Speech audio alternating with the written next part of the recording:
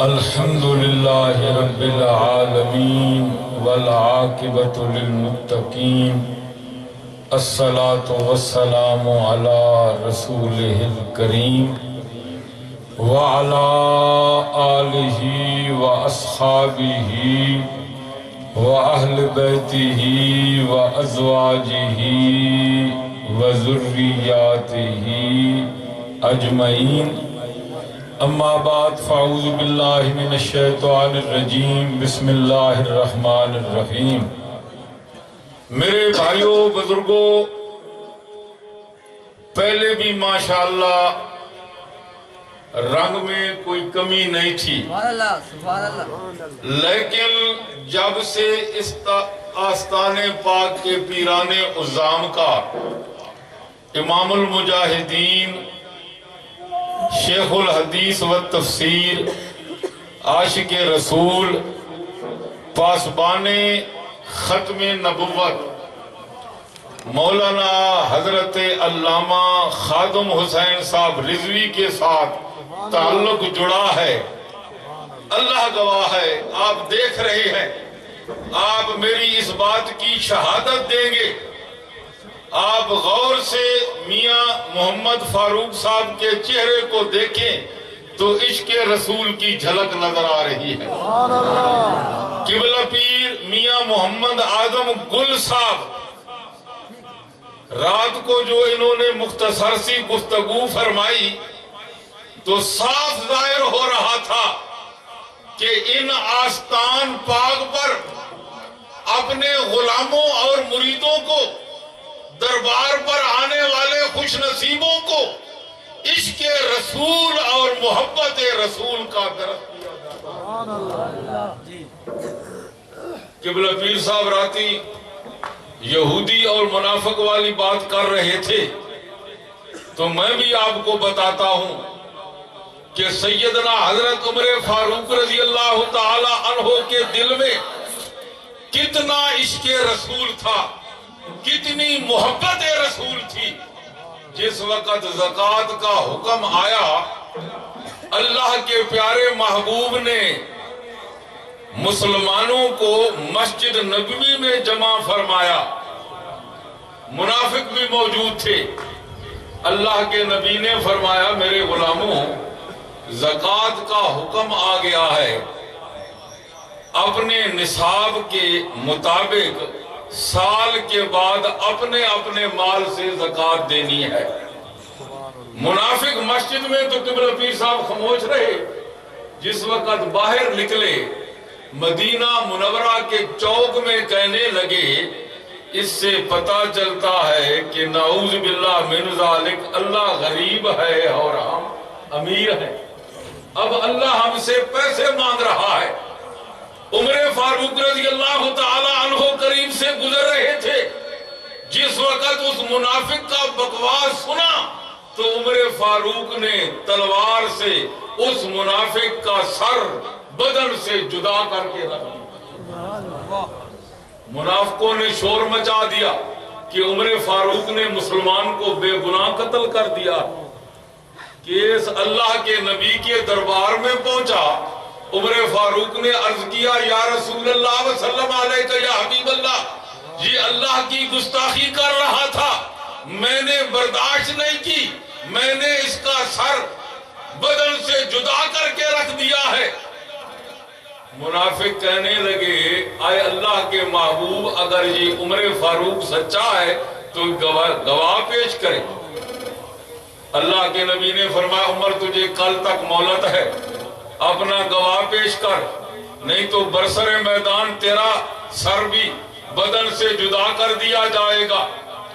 سیدنا حضرت عمر فاروق رضی اللہ تعالی عنہ نے عشاء کی نماز پڑھی، مسجد کے ایک کونے میں بیٹھ گئے، عرض کرتے ہیں یا اللہ تو رحمان رحیم سمیع بصیر ذات علی کل شیء قدیر ذات، تو جانتا ہے کہ اس وقت کوئی سننے والا تو نہیں تھا، یہ منافق آپس میں بات کر رہے تھے، لیکن یا اللہ تو جانتا ہے بات تو سچی ہے، انہوں نے تیری توہین کی ہے، یا اللہ میں نے تیری توہین کے بدلے اس منافق کو قتل کیا ہے، یا اللہ مہربانی فرما اس شہادت کو تو بھی عطا فرما۔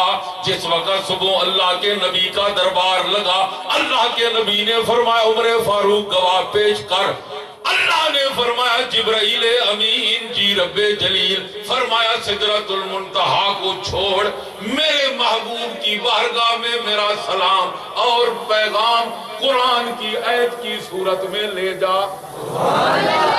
بھائیو چوتھا پارہ نامہ رکوع، اللہ فرما رہا ہے لَقَدْ سَمِعَ اللَّهُ قَوْلَ الَّذِينَ قَالُوا إِنَّ اللَّهَ فَقِيرٌ وَنَحْنُ أَغْنِيَاءُ۔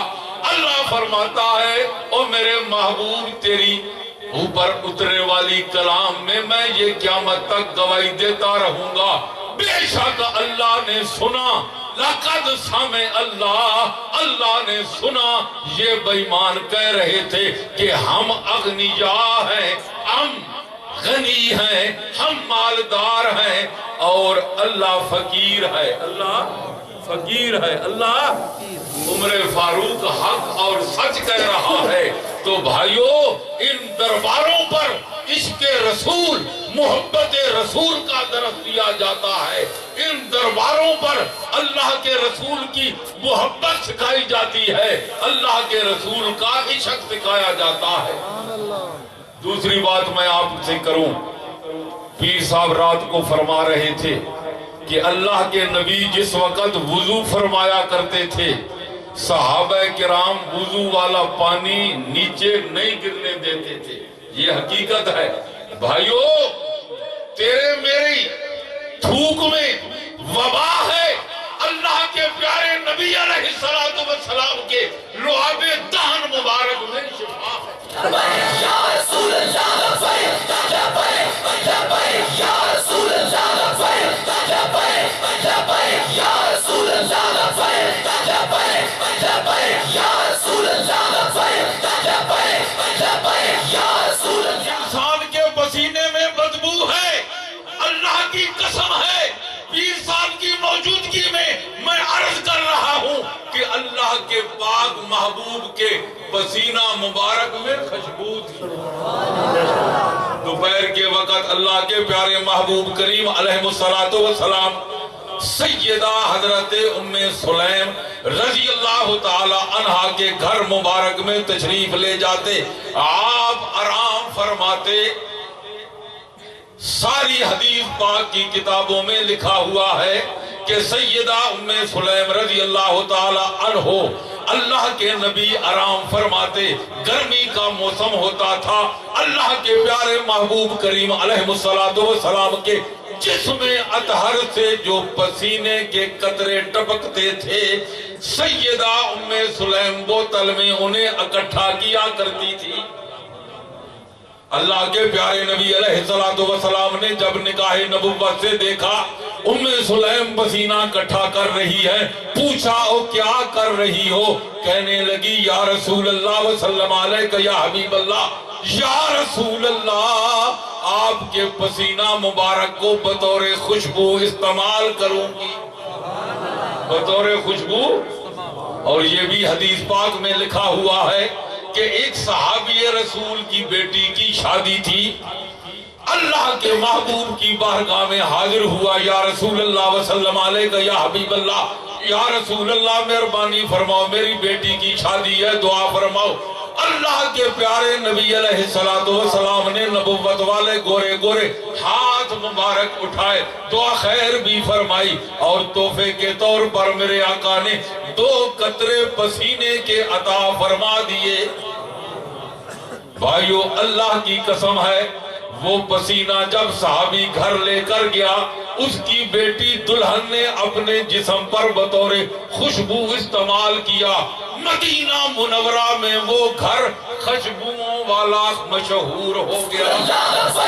لبیک یا رسول اللہ لبیک لبیک لبیک یا رسول اللہ لبیک لبیک لبیک یا رسول اللہ لبیک لبیک لبیک یا رسول اللہ لبیک لبیک. تاجدار ختم نبوت، تاجدار ختم نبوت.